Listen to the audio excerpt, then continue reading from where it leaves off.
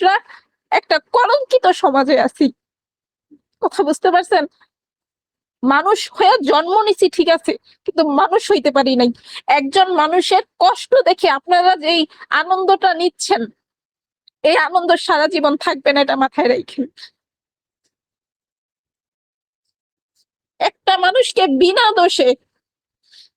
দোষে আপনারা দোষী করে তারপরে তাকে হচ্ছে দিনের পর দিন কষ্ট দিচ্ছেন না।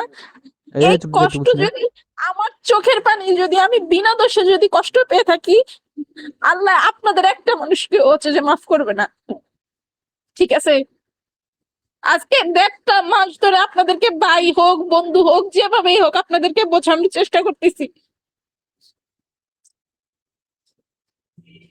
আপনারা মানুষের কান্না দেখলে ভালো লাগে না, মানুষের কষ্ট দেখলে ভালো লাগে, খুব আনন্দ লাগে আপনাদের, তাই না?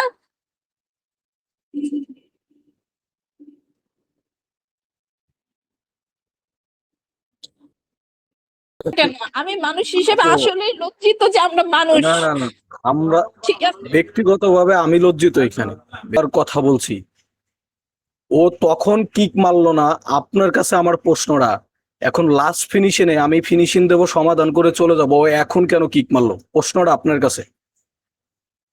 ভাইয়া এই বিষয়টা আসলে আমি জানি না, ওর সাথে আমার এই বিষয় নিয়ে কোনো কথাই হয় নাই। আপনি তো একজন মুসলমান, আমি সিরিয়াসলি আমি জানি না ওই কাজটা কেন করছে।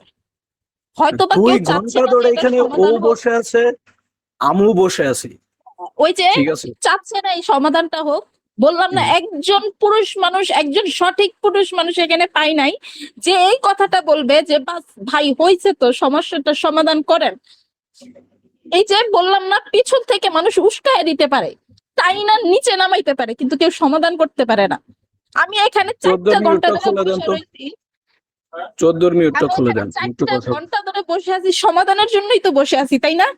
আমি কি বলবো ওরে আজ আপনারা কিক মাইরা সমস্যাটা আরো বাড়াক? আমি কি পাগল? আমারে কি পাগল মনে হয় আপনাদের? না, আমার কথা হলো ওর সাথে আমার শত্রুতা আছে, আমি মানি। ওর এক সময় ওর বন্ধুর আইডি নিয়ে আইছিলাম, ও আত্মচিৎকারে ও আমার যেখানে দেখে পয়েন্ট থাকলে পয়েন্ট, অ্যাডমিন থাকলে অ্যাডমিন দিয়ে কিক মারে, বিষয় না। তবে আমার প্রশ্ন এইখানে, ভাইয়া তুমি বলো, এইখানে 2 ঘন্টা ধরে ও বসে আছে, আমু বসে আছি, লাস্ট সমস্যার ফিনিশিং যখন সমাধানটা কেউই ফিনিশিং দিয়ে, চাচ্ছে না।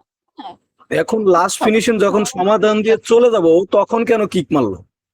তাহলে এই 2 ঘন্টা ও কি করলো এখানে বসে? কেউই চাচ্ছে না যে সমস্যার সমাধান হোক। যাই হোক, বিষয়টা হচ্ছে যে কি, উনি যে এমন একটা অবস্থা করে রাখেছে, পরিচিতির শিকার হয়তো তাই হাত পাও বেঁধে রেখে তার দুঃখটা প্রকাশ করতেছে।